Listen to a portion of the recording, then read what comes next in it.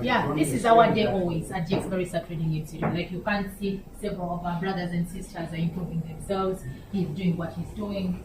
Yeah, he's the best at it now. They're also doing what they're doing. And I mean, I want to see every one of you, regardless your nationality, your color, your sex, whatever age you're in.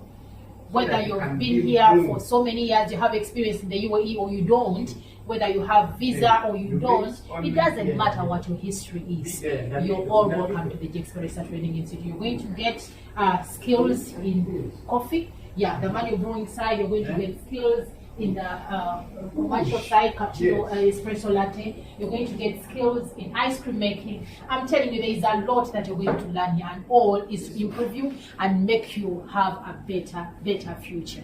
Yes, you know that in the diaspora, what works is a best job. What is a best job? One that is professional. One that is able to give you a meaningful salary.